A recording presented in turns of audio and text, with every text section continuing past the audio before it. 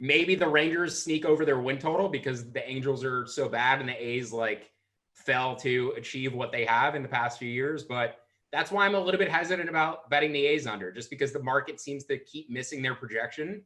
And on the other end, they seem to keep missing the Angels projection. They seem to be high on the Angels and low on the A's. And every year it seems like it's going the other direction.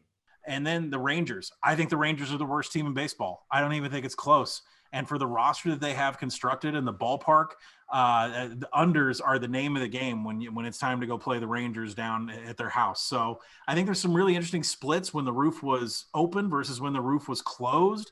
I'm kind of interested to see how that plays into April, May, and June games since we started so late last season, such a small sample. But I think, if Sean wants to comment on, I think roster construction versus the new park that they have versus management versus what they have in the farm system, I think the Rangers are the worst team in baseball.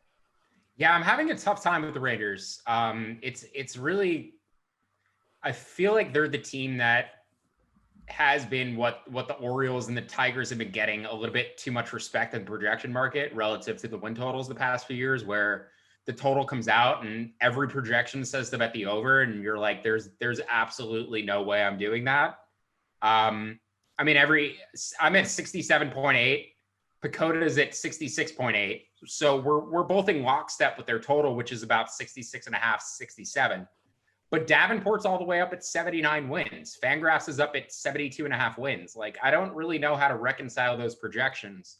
I think it's just one of those things where you have to look at how teams are going to be motivated down the stretch and what they're going to be doing in July through September.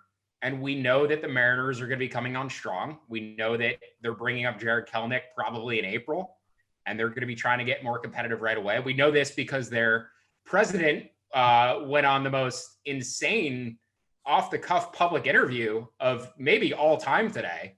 I just, if you haven't had a chance to check that out, please do. It's a beautiful insight into how most of these high-level executives in baseball think, but the things that they won't actually say. But I think a team like the Rangers, they're just going to be tanking and looking for that first pick by the end of the year. Joey Gallo hasn't been able to stay healthy. If he ever does, he's an MVP candidate, because Stuckey, this may shock you like it does with Hunter Renfroe, but Joey Gallo is an above average defensive center fielder. I don't know how that's possible at his size. The guy's like 6'5", 235. And the fact that he can cover that much range in center field is just an absolute mystery, I guess, like Bellinger does. But yeah, I really don't see much upside on this Rangers team. And frankly, their pitching is not really much fun to play around with, even though we're going to be hitting some unders. So if you're going to nerd out and do win totals, like Zerillo and I do sometimes, it's, you got to look at Davenport with a projection that they have on the Rangers.